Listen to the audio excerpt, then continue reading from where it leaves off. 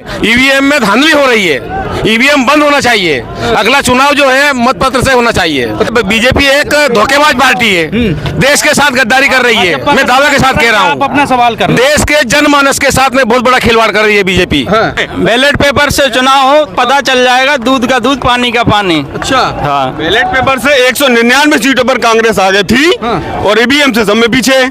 ये कौन सा तरीका है? मतलब बैलेट पेपर पे जनता एक्सेप्ट कर रही कांग्रेस को और ईवीएम मना कर रही है कि भाई हम नहीं मानते इसको। ये क्या है? 99 सीट आगे चल रही थी कांग्रेस बैलेट पेपर पे, ब्लड पेपर से। जब ईवीएम का नंबर आया तो कांग्रेस पिछड़ गई। क्या मतलब है इसका? क्या मतलब है इसका? इसका मतलब है कि उसमें घोटाला हुआ है।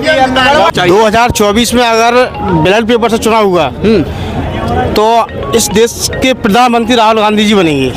संविधान एक बस की तरह, सही ड्राइवर बस को चलाएगा तो सारी सवारी को सही जगह ले जाएगा, और अगर संविधान को गलत तरीके से कोई भी ड्राइवर चलाएगा तो देश बर्बादी की ओर जाता है। तो कौन संविधान सही से नहीं मान रहा देश के अंदर, बताइए। संविधान हम देखे जा रहे हैं, संविधान की प्रतियां संसद में जलाई जा रही है। देश के अंदर संविधान के बारे में उल्टी सीधी बातें की जा रही है। देश के अंदर बाबा ढोंगियों को लेकर के आगे बढ़ा करके संविधान के बारे में उल्टा सीधा बोला जा रहा है, और मेन पद पर बैठे नेता जो संविधान के बारे में जो गलत बोल रहे हैं उनका समर्थन कर रहे हैं, जो संविधान की प्रतियां जला रहे हैं। ईवीएम बंद करने में, ईवीएम बैन हो और बैलेट पेपर से चुनाव हो। ईवीएम बंद हो और बैलेट पेपर से चुनाव हो।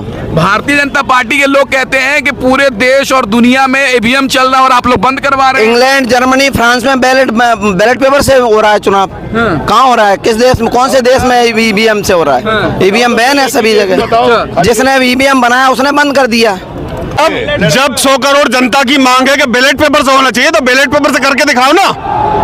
आपने बोला 15 लाख हम लोग जनता के खातों में डलवाएंगे, क्या आपने डलवाए? ईवीएम में घोटाला है, हमारे साथ नाइंसाफी हो रही है, हम इसको बंद करना चाहते हैं। अरे यार, तो पूरे देश दुनिया आगे बढ़ गया और आपको बैलेट पेपर पर चक्कर भाजपा कह रही है। अरे बैलेट पेपर में, जहाँ देश में बैलेट पेपर जो ये ईवीएम जहाँ बन रही है वहाँ पे बैलेट पेपर से चुनाव हो रहे हैं और हमारे देश में ईवीएम चला रहे हैं। ईवीएम में धोखा है, गड़बड़ी है। उज्जैन, मैं उज्जैन का निवासी हूँ, उज्जैन में हुआ घपला, वहाँ पे ताला तोड़ दिया गया। बैलेट पेपर से होना चाहिए, हनन है लोकतंत्र का ईवीएम। हाँ, विदेशों में बंद क्यों हो गई? जहाँ उत्पादन हुआ उसका, यहाँ वहाँ बंद क्यों हो गई? यहाँ क्यों नहीं हो रही? भाजपा तो कह रही है कांग्रेस को वोट नहीं मिल रहा इसीलिए ईवीएम पे ठिकरा पोत रही है। लेकिन ये भी तो समझो कि बैलेट पेपर पे वो कांग्रेस आगे चल रही थी, ये भाई खुली तो पूरी इसको बंद करना चाहते हैं। अरे यार, तो पूरे देश दुनिया आगे बढ़ गया और आपको बैलेट पेपर पर चक्कर भाजपा कह रही है। बैलेट पेपर में, जहाँ देश में बैलेट पेपर जो ये ईवीएम जहाँ बन रही है वहाँ पे बैलेट पेपर से चुनाव हो रहे हैं और हमारे देश में ईवीएम चला रहे हैं। ईवीएम में धोखा है, गड़बड़ी है। उज्जैन, मैं उज्जैन का निवासी हूँ, उज्जैन में हुआ घपला, वहाँ पे ताला तोड़ दिया गया और खुलेआम, मतलब दिन दहाड़े उनको पकड़ा गया। ईवीएम पेटी में मिस्टेक हुई।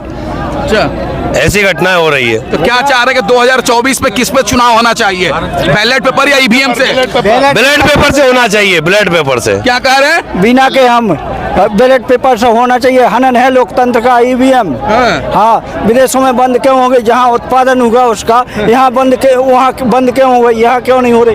भाजपा तो कह रही है कांग्रेस को वोट नहीं मिल रहा इसीलिए ईवीएम पे ठिकरा पोत रही है। लेकिन ये भी तो समझो कि बैलेट पेपर पे वो कांग्रेस आगे चल रही थी, ये भाई खुली तो पूरी माने भाजपा आगे हो गई। 199 सीट आगे चल रही थी कांग्रेस बैलेट पेपर पे, बैलेट पेपर से। जब ईवीएम का नंबर आया तो कांग्रेस पिछड़ गई। क्या मतलब है इसका? क्या मतलब है इसका? इसका मतलब है कि उसमें घोटाला हुआ है। जब यहाँ से एक चांद को हम लोग कंट्रोल कर सकते हैं, जो यहाँ से मिसाइल भेजा चांद वाला, उसको रिमोट कंट्रोल कर सकते हैं। एक पेन में जब चिप लग सकती है और यहाँ से हम 1000 किलोमीटर दूर से उसको हाईजैक कर सकते हैं, पेन को कैमरा बना के देख सकते हैं, तो क्या बैलेट पेपर को इतनी बड़ी मशीन होती है उसमें एक चिप नहीं लगा सकते क्या? तो ये ईवीएम का हनन है। कहीं ना कहीं देश के अंदर कानूनी व्यवस्था और संविधान को गलत तरीके से चलाया जा रहा है। संविधान को चलाने वाले लोग गलत हैं। अगर संविधान को पढ़े लिखे और एजुकेटेड व्यक्ति चलाएंगे, संविधान सुरक्षित हाथों में होगा। और वही व्यक्ति अगर नशे